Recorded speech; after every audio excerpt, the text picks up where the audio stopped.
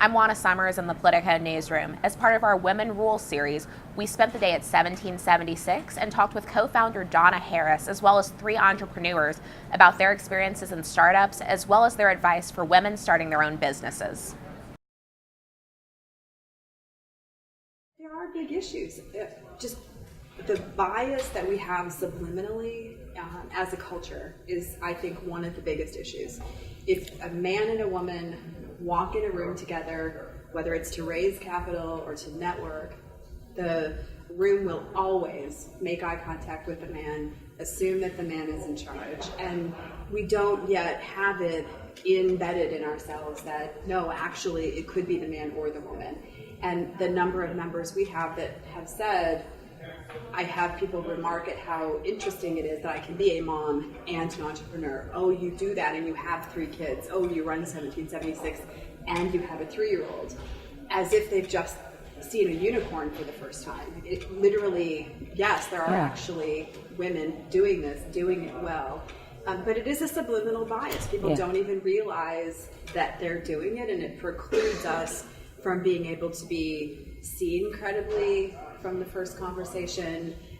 We miss out, I think, on networking opportunities. And I think generally when you're trying to balance being a mom and an entrepreneur, you have to think about, if I go to this networking event, will I get enough valuable contacts to warrant having given up an evening with my kids? And it's a really real decision that I think hits home for women potentially far more than it does for men.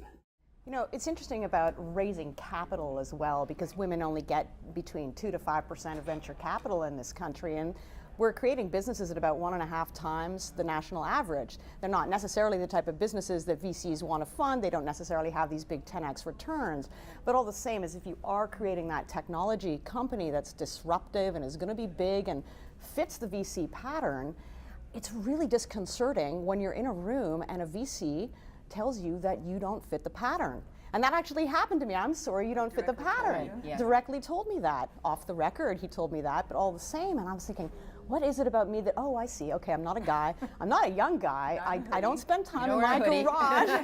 For women, for people of color, it is definitely, there's an expectation that an entrepreneur, and especially a venturable entrepreneur's company, comes in a particular package.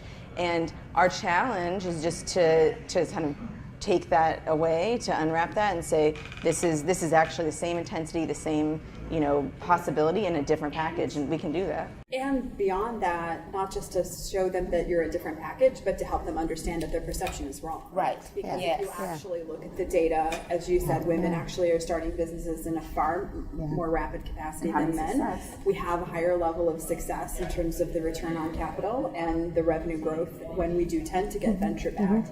So it's less about a feel-good, we should just invest in women. Investing in women businesses is a really good economic proposition and as well. As more of us get out there and able to shape what that picture looks like, and to show that, okay, it doesn't look like the typical, I went to Stanford, I wear a hoodie, I wear, ripped jeans, that it can be someone from the East Coast, from someone from the Northeast, the South. There is a diversity amongst the entrepreneurs, both men and women, that are coming into the space. And I think as more of us get out there and more of us show and tell others about what we're working on and encourage others to start startups, that hopefully will change. But right now, that's just the circumstance that we're faced with. One is that when we think about girls and we talk about science, tech, and engineering, really that we stop talking about science, tech, and engineering and we talk about changing the world, because it is really of interest to these young girls to change the world. Science, tech, and engineering is the way to do that, right? So the way to get them engaged and excited isn't to pound into them, you need to learn how to program, but very much opening their eyes to see that if they learn these tools, they will have the tools in their toolkit to change the world. And solve problems. And the second is that, being one of the older ones in the group, I never had a woman mentor in my career until very recently, because there was an earlier generation where there weren't women who could mentor. So I think we have come a long way in that we have women now that have the experiences that are mentoring. I'd like to get to a place 5 or 10 years from now where we think it's laughable that at one point in time we were the only women. I think the women members of 1776, I hesitate to call them female entrepreneurs because first and foremost they're entrepreneurs who happen to be women. 40% of our companies that are here are women-led, and I think they're not doing the things you might suspect women would typically be doing. I mean, the fact that we have people focusing on conflict-free minerals and tackling the electronics industry, we're tackling really complicated technical issues. I would like for people to take a closer look at the members of 1776 and to take a look at the women who are leading these companies, because these will be some of tomorrow's successful leaders.